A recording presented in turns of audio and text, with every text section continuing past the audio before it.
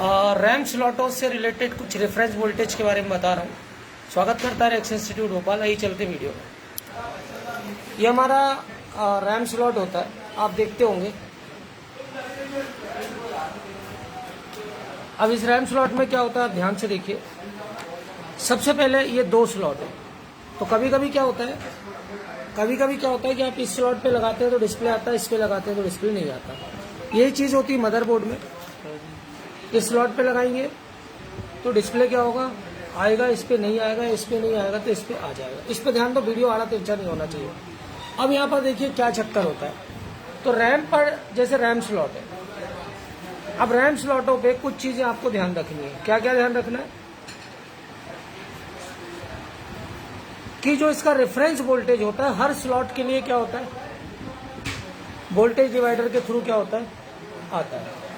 तो जिसमें reference voltage एक है तो एक ही रेफरेंस वोल्ट आएगा, और जिसके लिए दो हैं, जैसे आपका DDR2 के बाद क्या होते हैं, DDR4 वगैरह में दो रेफरेंस वोल्टेज चलते हैं, ठीक है। तो ये दोनों वोल्टेज क्या होते हैं, जैसे रैम अगर 1.2 वोल्ट की है तो यहाँ पर आपको 0.5 या 0.6 वोल्ट क्या होगा, यहाँ पर क्या होगा, मिलेगा, ठीक है। ये चीज आप ध्यान रखिए। तो ये आपका क्या होता है, यहाँ से VDDQ ये वोल्टेज आता है, और फिर इसके बाद क्या होता है, रैम का रेफरेंस वोल्टेज क्या होता है, इस पे जाता है।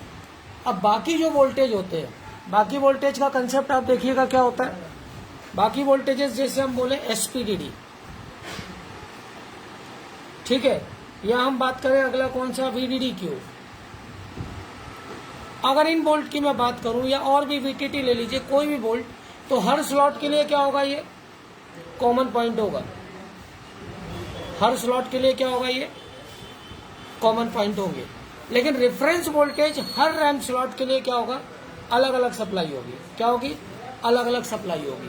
तो इससे क्या होता है कि कई बार जैसे इस स्लॉट पर डिस्प्ले आ गया और इस पे नहीं आ रहा है, तो आपको रेफरेंस वोल्टेज जरूर क्या कर लेना चाहिए, चेक कर लेना चाहिए। क्योंकि रेफरेंस वोल्टेज का जो ओरिजिन है वो क्या होता है, आपका अलग अलग होता है। जैसे अब आपका मैं VTT की बात करूंगा तो VTT भी क्या हो जाएगा, इन दोनों स्लॉटों के लिए क्या हो जाएगा, कॉमन। अगर 3 स्लॉट है तो तीनों के लिए क्या हो जाएगा, कॉमन, ठीक है। लेकिन जो रेफरेंस होगा वो फिर क्या हो जाएगा, इसके लिए अलग हो जाएगा। तो इस पे डिस्प्ले दे रहा है, इस पे नहीं दे रहा है, इस पे दे रहा है, इस पे नहीं दे रहा। तो कंसेप्ट समझ में आ गया। पूरी जिंदगी हार्डवेयर इंजीनियर 20 साल 25 साल रिपेयरिंग करते रहते हैं, उनको ये पता ही नहीं होता कि ऐसा क्यों हो रहा है। वो बोल देते हैं रैम स्लॉट में डस्ट है, ये रैम स्लॉट खराब है। खराब है तो क्या खराब है, इसको हमें बताना पड़ेगा। तो खराबी में क्या खराबी होगी, या तो फिजिकल डैमेज हो गया, या तो क्या हो सकता है, रेफरेंस वोल्टेज की दिक्कत है, या क्या हो सकता है, जल गया है स्लॉट। तो आपको प्रॉपर रीजन जब तक पता नहीं है, आप कुछ भी हवा हवाई बातें ना करें। ये क्लियर हो गया रैम स्लॉटों पे अलग। तो सबसे पहले आपको क्या चेक करना होता है, रेफरेंस वोल्टेज देखना आना चाहिए। इसके बाद जो DDR2 रैम है, DDR2 रैमों में या DDR1 मतलब इन रैमों तक आपका जो VTT वोल्टेज है वो कहाँ नहीं मिलेगा, रैम स्लॉट पर नहीं मिलेगा आपको, ठीक है। और DDR3 और DDR4 पे क्या होगा, आपको स्लॉटों पे क्या मिलेगा, वोल्टेज मिलेगा। कौन सा, VTT। अब VTT वोल्टेज की भी कहानी अभी मैं रैम की जब IC के बारे में समझाऊंगा, देखिए ध्यान से।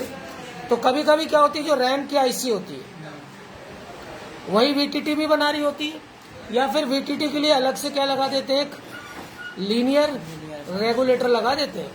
अब इसका जो इनेबल है, ठीक है, इनेबल के पीछे भी क्या होता है, 2-2 3-3 मॉसफेटों का कंसेप्ट आता है, ठीक है। इसको भी मैं समझाऊंगा कि कैसे होता है। डेस्कटॉप का बोर्ड बहुत ज्यादा क्या है, कठिन है, लेकिन लैपटॉप क्या है, आसान है। क्योंकि उसमें इतने लॉजिक, अगर हम डेस्कटॉप के मदरबोर्ड से कंपेयर करें तो कम लॉजिक होते हैं, लेकिन जो डेस्कटॉप का बोर्ड है उसमें लॉजिक बहुत ज्यादा होता है।